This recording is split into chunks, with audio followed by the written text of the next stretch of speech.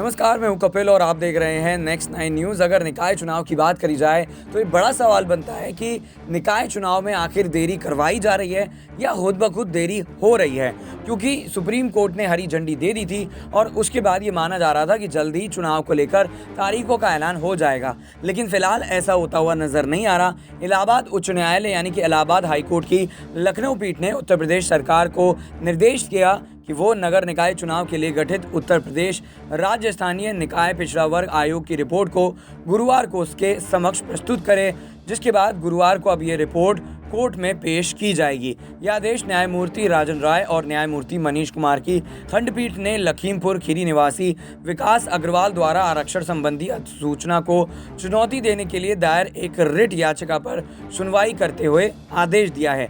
याचिका में 30 मार्च को आरक्षित सीटों के लिए जारी अधिसूचना में नगर पंचायत निगासन की सीट आरक्षित किए जाने को चुनौती दी गई है। क्या है याचिका, इसके बारे में भी बात कर लेते हैं। याचिका अधिवक्ता गौरव मेहरोत्रा ने दलील दी है कि पिछड़ा वर्ग आयोग की रिपोर्ट सार्वजनिक नहीं की गई और 30 मार्च की अधिसूचना पर आपत्ति दाखिल करने के लिए 6 अप्रैल की अंतिम तिथि नियत कर दी गई। याचिकाकर्ता ने कहा कि राजनीतिक तौर पर जिन जातियों को पिछड़ी जाति माना गया है उनकी सूची भी सार्वजनिक नहीं की गई है। राज्य सरकार की ओर से पेश अपर महाधिवक्ता कुलदीप पति त्रिपाठी ने कहा कि याची ने पिछड़ा वर्ग की सूची प्राप्त करने के लिए किसी भी अधिकारी से संपर्क नहीं किया है। इस पर याची की ओर से बताया गया कि वो कई बार जिलाधिकारी कार्यालय में अनुरोध कर चुका है, लेकिन उसे सूची अभी तक उपलब्ध नहीं कराई गई है।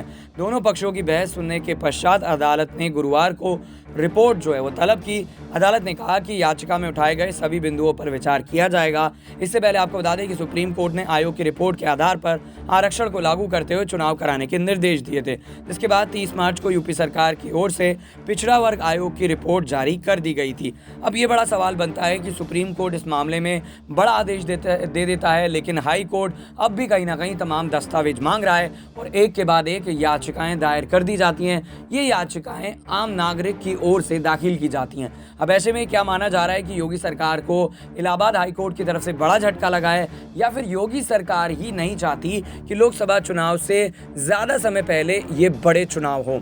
और अखिलेश यादव जिस तरीके से आरोप लगाते हुए नजर आए थे, मायावती आरोप लगाती हुई नजर आई थी, क्या इन आरोपों में वाकई दम है? कमेंट करके ज़रूर बताइएगा। देखते रहिए नेक्स्ट 9 न्यूज़। नमस्कार।